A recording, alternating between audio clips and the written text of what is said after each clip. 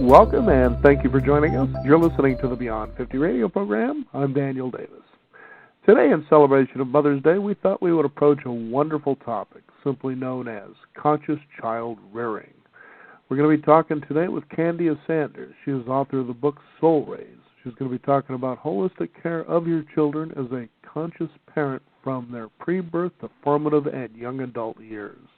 And I'd like to welcome to the Beyond 50 radio program today our guest, Candia Sanders. Candia, how are you doing? I am great, thank you. I appreciate the invitation to be here today. You bet. Now, what exactly is it that we do this day and age that maybe doesn't seem very conscious when it comes to child rearing? That's a very loaded question. I am very opinionated about that. I think we've lost some of our values over the last, we could spread it out probably over the last 50 years. Not to say that you and I, being in the over 50 crowd, have something, I guess, more in our background. We came from stronger work ethic, I feel. Today, right off the bat, our kids are given everything. And I have to admit, I'm probably under that category as well. But that's one of those things I feel that we have missed, are just those strong directives, I guess. It's like I said, it's a very loaded question because I think it's very multifaceted, and to say it in one answer is probably really not the case. I think that there are many factors, but one right off the bat is just strong ethics in terms of what we teach our children. I don't know if that, like I said, it's a pretty loaded question. Yeah, I like asking loaded questions because there are a lot of people following a lot of advice. It's interesting when you think, for instance, Dr. Spock, who had presented a book about raising children, who himself really wasn't a very good father. Well, that's very true. In fact, there's some radio advertisement for a woman who, because of her challenging child, she has created then a whole series of how-to books on how to parent, and this is after they had a difficult teenager, and I'm thinking to myself, okay, that sounds wonderful, but why didn't you start when he was 0 to 6, 6 to 10, before he got to the teenage years, before he became that difficult? And so it falls right under that same category as Spock. I feel very fortunate. I have a 22-year-old and a 24-year-old, and I talk to them on a regular basis. We're very connected. They're awesome kids. They're creating their own business together. And so, to be honest with you, I'm really proud of that aspect. I pat myself on the back. I have 2 great kids, so I feel like I can take credit for it. Ah, yeah. Now, you mentioned pre-birth. I mean, is this, you can actually start at that time and trying to perceive or figure out, a child's soul and the possible directions that they may go? Well, for those of us in the metaphysical world, absolutely. For those that are, if this is a little bit interesting, it's one of those concepts that is probably a little bit out there or broader, but the way I look at it, when I was pregnant, or actually even before I was pregnant, I talked to the souls that I knew that had chosen me as their mother. And so, I started talking to them in my 20s, and I didn't have my kids until my 30s. I always knew I had 2 kids. I always had a sense that there were 2 boys coming my direction. Of course, it helps to be intuitive. However, it doesn't have to be that way for those who are just joining the parenthood game and or pregnant. To start talking to the soul that's going to join them, I think is really, really an important aspect. Now, does that mean speaking to the belly? Not necessarily. That's the physical form that's growing in a womb, but the soul that is forever and eternal that then joins in with that physical body, that's who I'm talking about, talking to and connecting in with that soul ahead of time so that you're in sync, your energies are in alignment when the whole process of giving birth and that child then joins you, literally that soul coming into that body to say, hello, good morning, I am with you today. Mm-hmm. So I think that's very important. Fascinating stuff. How about the formative years? And what are the formative years exactly? Well, that's a really good question, too, because by normal psychology, they feel that, 1 to 6 is really, really critical in terms of developing a child's personality, their their ethics, their integrity, their sense of honesty, et cetera, et cetera, et cetera. Well, I would agree with that in a lot of ways. However, from a soul perspective, I feel it just keeps going. I don't feel like it stops at 6, that you're completely set by the time you're 6 and you can't change anything, because I think that's definitely out there in the psychology world. I feel we keep growing and developing. So, for example, 6 is a very important year, 8 is a very important year. You know, and I always like to say 8 is this turning point of awareness. You know, if you look at 8 and you turn it on the side, it's the infinity sign. So it's like the soul, the child, has this new hello awareness that hits them that said, okay, I can make choices and decisions for myself, and I can be more clear with what it is that I'm here to do, even at 8.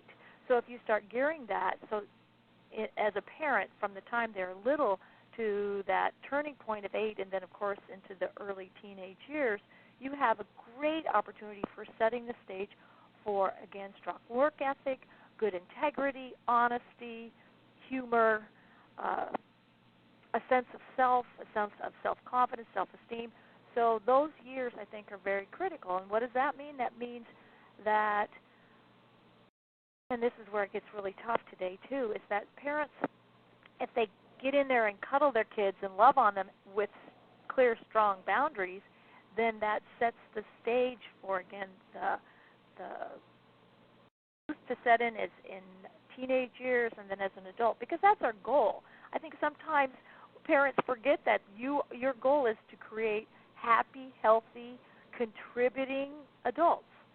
And in today's world, how many kids are still living at home? Yeah, there are challenges with that because of the economy. Kids can't find jobs, etc. So the parents feel obligated to bring their kids back home, and then the kids then get stuck in a cycle because it feels comfortable and they don't want to have to go out there. But if you set the stage early on, my kids, like I said, have known, my older one, he moved out at 18 and he never has moved back. Yet we're very connected, we're very close. But he's always known this is what he is here to do. He's to go on and be a productive, happy, healthy adult. So if you set that stage back in the formative years in the sense of, with clear directives, this is what the expectation is of you, to go to school, to do well, to find your calling. Now, the challenge with that, of course, is our schools are inept, so it's more difficult here in the United States for kids to find that because our educational system is so upside down. So it makes it more challenging, but that's where the parents come in.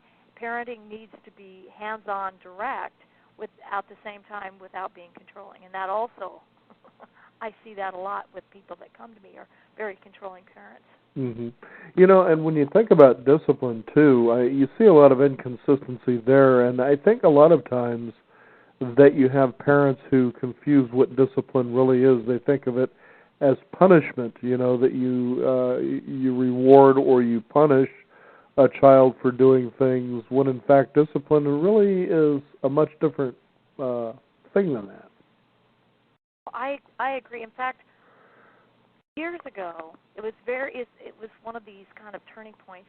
My kids were small, and I had hired this gal to go with me, or with my family at that time, to help us out on a vacation so that we could take turns skiing with our kids because they were little, and so that my husband and I could ski as well.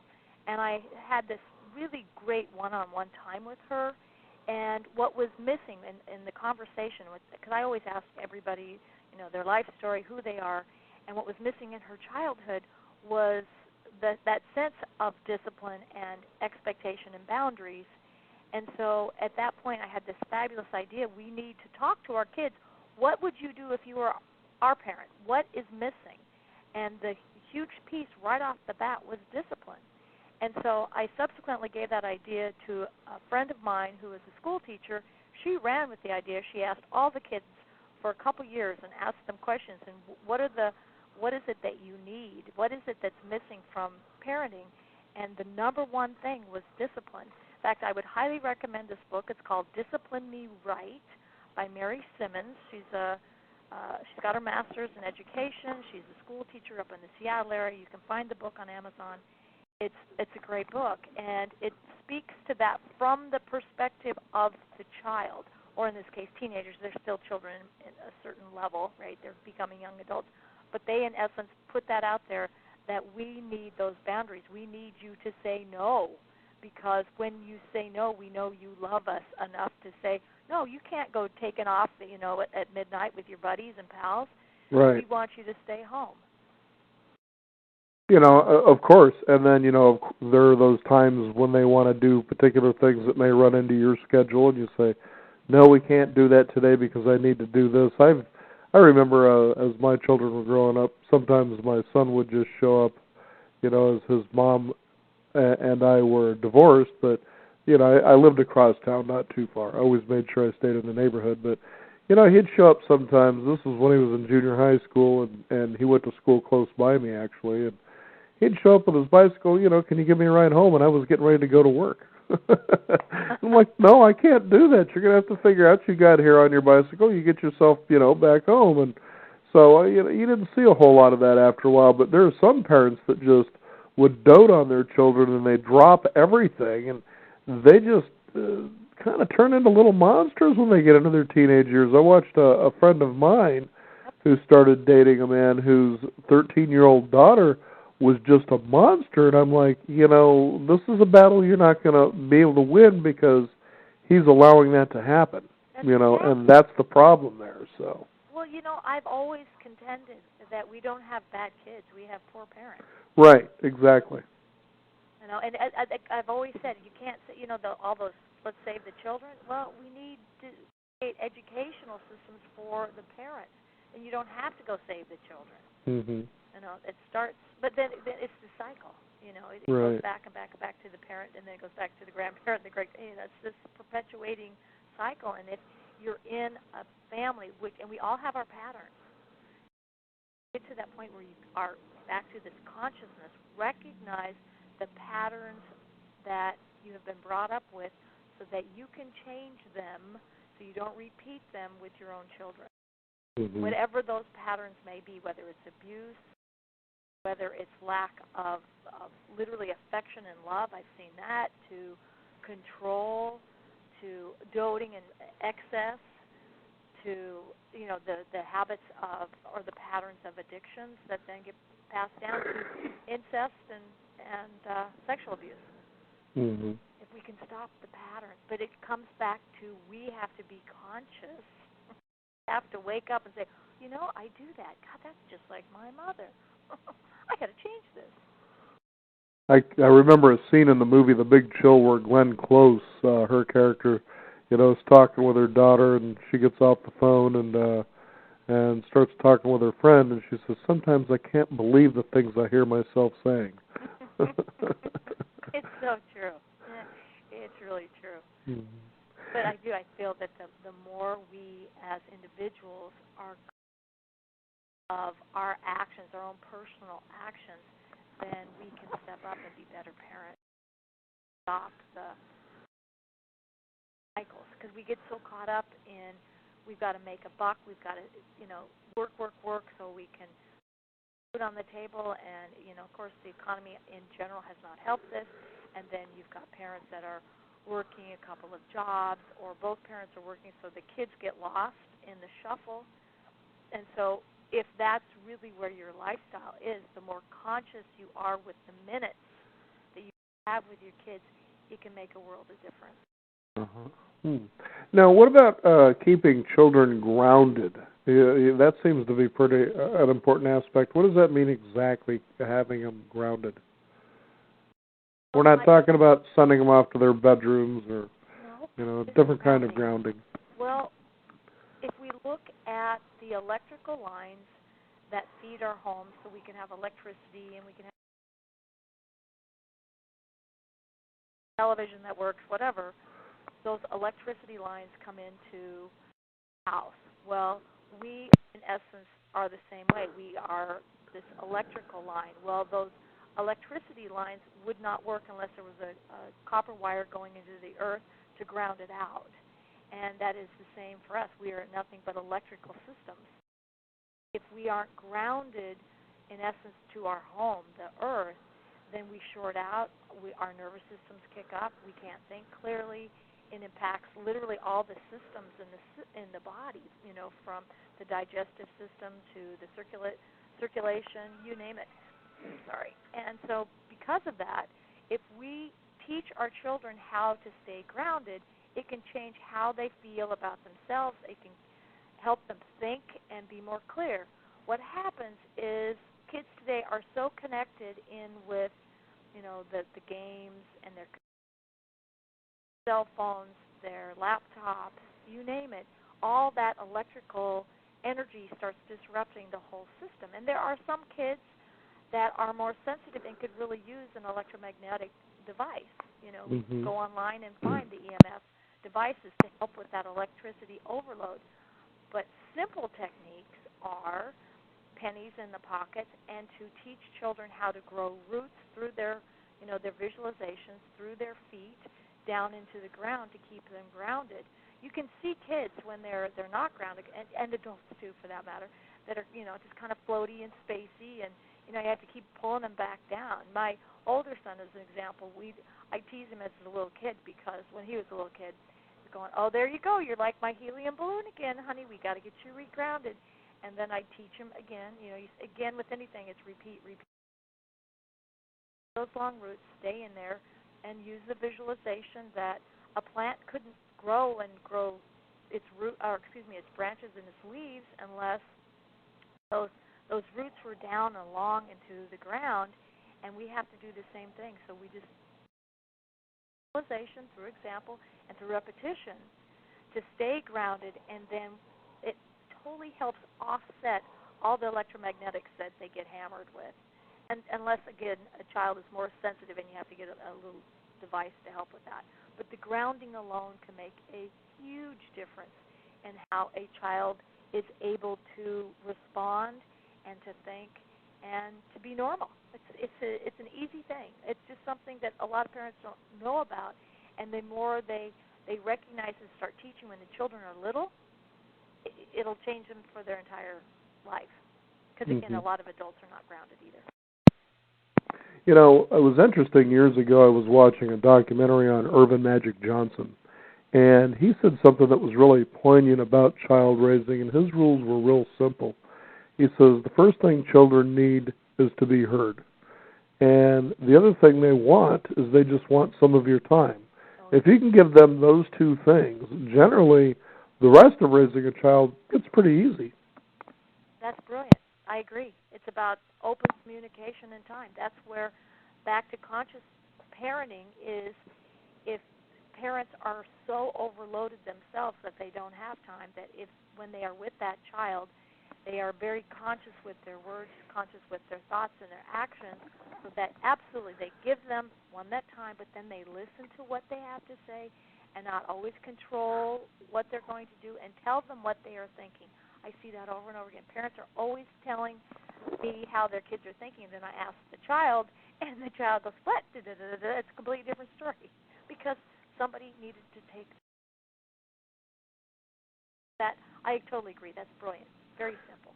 Yeah, because, in communication, your child may come up and say, this happened, or, what do you think about this? And you can simply just as easily say, well, what do you think about that? You just give a moment by being present and let them just kind of figure these things out for themselves because, they're capable of doing this.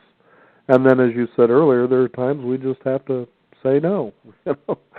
Something as simple as no, and it's amazing to me how difficult that is.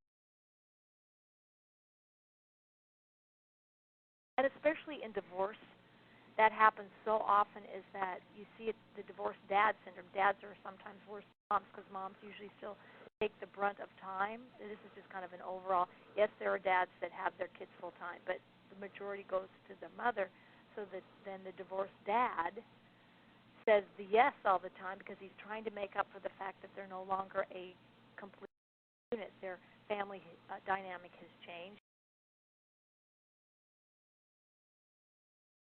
Concept to me, yes, when they should be saying out of fear that they will be rejected and the child will love them or no longer be there for them, and yet the children still need that absolute clear, no, can't do it today. So I totally agree with you.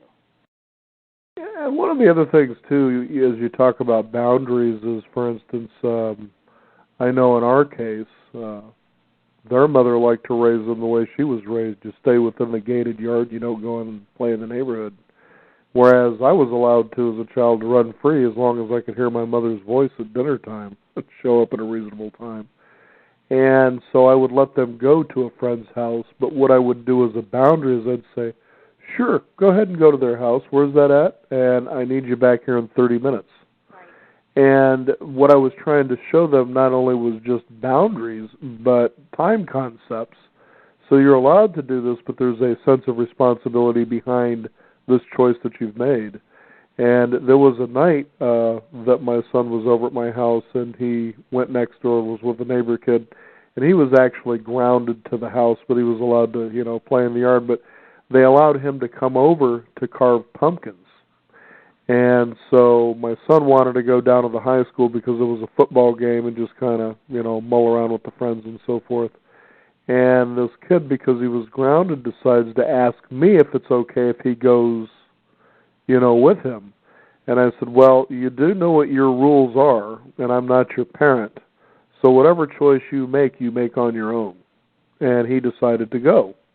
And, of course, I did put a time commitment to my son. And the next thing you know, the grandmother comes out and is wondering, well, where is he? And I said, well, I believe he went off to the game, and I just kind of played stupid. And, well, he wasn't supposed to, be doing that. And I said, look, I don't know anything about the rules. I just know that he took off and he's with my son, and he should be back here in about 10 minutes. And right to the time, actually it was a little bit early, my son showed up. I could count on him to do that. And, of course, this kid really got the wrath when he got back. But I was like, I'm so glad that you showed up on time, because I told her that I believed you should be back here by this time, and he totally was. And that was because of the years of setting those kinds of boundaries with my children, that they knew the concept of time and being responsible. And it was, that great thing that kind of comes back and works out well. At least for me it did anyway. I love that story. Yeah. You know what, as you're telling the story, I actually... kids, and even the young man who was grounded still felt really proud of himself that he was responsible enough to be there exactly when he was supposed to. Even though he was being pulled in by your son, there's still that sense of accomplishment, responsibility that gets literally clued into the brain, and it's a good thing. And your son was very proud of himself for being, he felt older, wiser because of it. So it's great parenting to do that. Yeah, and children want that. Give them that responsibility, I think, to grow. This day and age, it's a lot of times with parents, they tend to either be very passive and let the children just run all over them, or they become helicopter parents and just bug the heck out of them. And you got to really find a nice medium. And I think when it comes to with children, to me, how I was anyway, and I think, this could go with a lot of parents, is that just be available. They'll let you know when they need you, and in the meantime, just kind of let them figure out their world. What are your thoughts on that? I agree. Along that line is, especially when they're younger, is we have this tendency to put the kids in front of the game. I don't have it. Yeah, something like that. Yeah, another video game. I don't know what it is, but where they can do the sports in front of the TV and all of that. I would really invite parents to go back to the old-fashioned imagination and tents and forts and building blocks and things like that. I was I was in a waiting room, and I saw this woman with a child who was 6. I go, because of course I'm real curious. She's like 6-month-old baby. She's got him in front of a little screen, a little computer screen. And I'm going, oh, please no, because I feel that we're programming our kids a certain way, and yet kids need to be able to learn how to have deductive reasoning. They need to learn how to figure things out. Kids today can't figure things out because they've been told what to do for so long that they don't know how to figure it out anymore. Mm-hmm. So going back to creating that, like you said, let the kids go do and make and create, and what they can do, whether it's mud pies to forts to, cooking something and making a huge mess, whatever, in the kitchen, but letting them be creative, because I do feel that's missing, because everybody needs a quick fix. They don't have time. The parents are overworked. They put them in front of something to help take up the kids' time, whether it's texting or letting them go on Facebook forever and ever and ever. It's like, so where are these kids going to be as adults? Are they going to be able to step up and go to a job and do something outside the box, take that extra step and say, okay, I can figure this out, and let me do this for you, and, oh, this needs to be done, instead of waiting to be told what to do. That's where we are completely amiss today, because you can see it in the workforce. So many of these young people come in, they don't know what to do because they're not being told what to do, and they can't go out beyond the boundaries and say, oh, let me see if I can figure this out. Let's see what needs to be done. And I think we're going to have a bit of a challenge with that. And they also need to be supervised a lot, too, cuddled, so to speak. Oh, love. Absolutely. I think that's another aspect that's missing, is just basic touch. There's a great book I would highly, highly recommend. It's actually a series by Dr. Gary Chapman, and he's done a series of books called The 5 Love Languages, and there is 5 love languages for children and teenagers, and I would highly invite every listener to buy it. I wish I'd written them. Oh, my God. They're so simple, they're so direct, so clear, and so spot on. Because the 5 love languages, because it goes right into what you're speaking about, of being cuddled, the 5 love languages are intimacy and touch, quality time, acts of service, so doing something special for your children, like making them their favorite dinner, to words of affirmation, telling them how wonderful they are, how proud you are of them, how smart they are, they can figure things out. Gifts. Ironically, gifts, there are definitely gift people. My mom's a gift person, my stepdaughter's a gift girl. It's part of their different backgrounds as to why it was created, but it's still part of the love language. So if you can deduce what your children are, and even actually you can have them answer these questions at the back of the book to help you define who it is that they are if you're not quite sure. The more you understand those basic principles, and if your child is words of affirmation kind of kid, then you recognize that you need to really step it up and speak more lovingly to them and tell them, again, on a regular daily basis that you'll be there, they can count on you, that you love them, they're fabulous, they're wonderful, they're talented, etc. To, the intimacy and touch, that they need to be held and cuddled with, that you need to sit next to them when you're playing the game with them, that sitting next to them while they're doing their homework is also part of that, because you're right there supporting them. Those books are brilliant. They're very short, but spot on. I remember a cute little incident with my daughter when she was in kindergarten, and she wanted to have me come to see a play. And what was nice was the arrangement we had is that I worked nights, so I was with my children in the day, and then, of course, Mom got off work, and she was with them at night.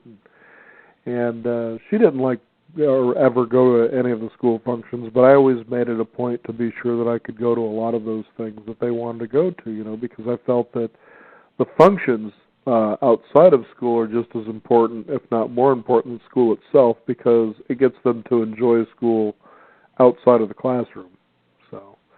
And anyway, so she had this little play that she was going to be in, and so I show up, and she was so cute because she's sitting there in a little crowd on the floor with her peers, and she's looking around trying to find me, and she finally sees me, and then she doesn't look at me again, And the whole idea is great. I know my dad's here, but, now I'm going to forget that he's here, kind of a thing.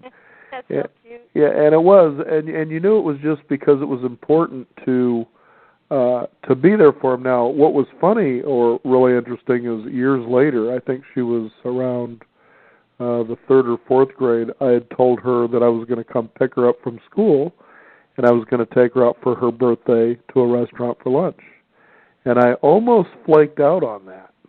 And I thought of the excuse that I was going to come up with by not being there. And I decided, no, you really need to go, and you need to pick her up and do what you said you were going to do.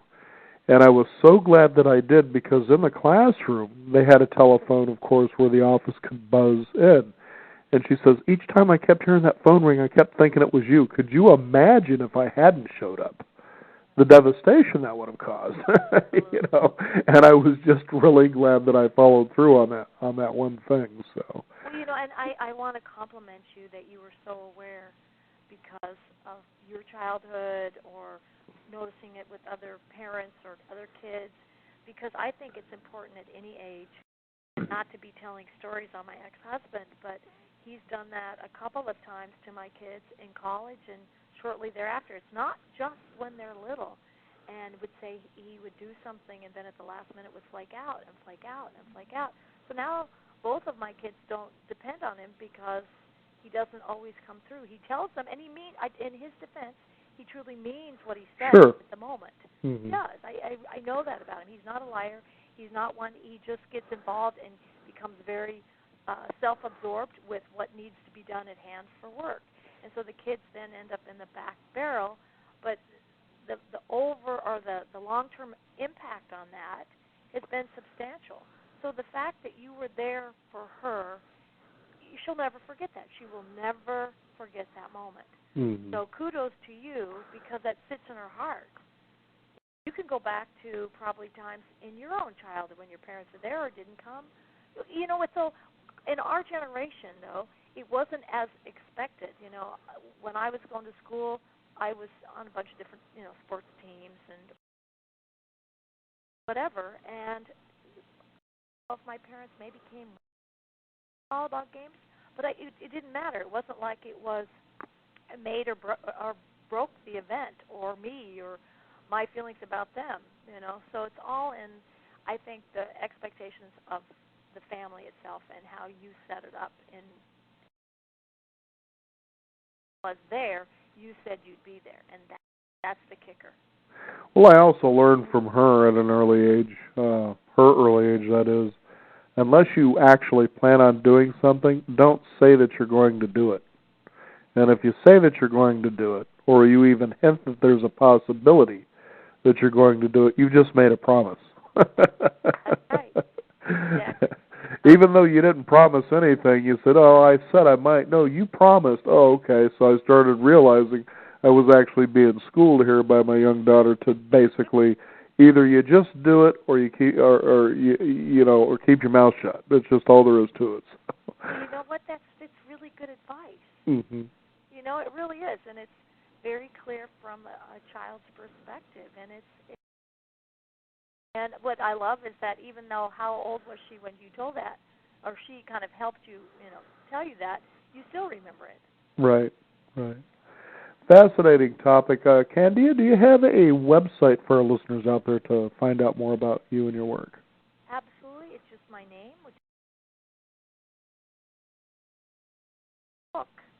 I have a special website wrapped around my book as well. You can get it from my main site, and then there's a website directly related to the book that I have done on soul rays, and that is really about before we come into life and what we choose to build that we choose.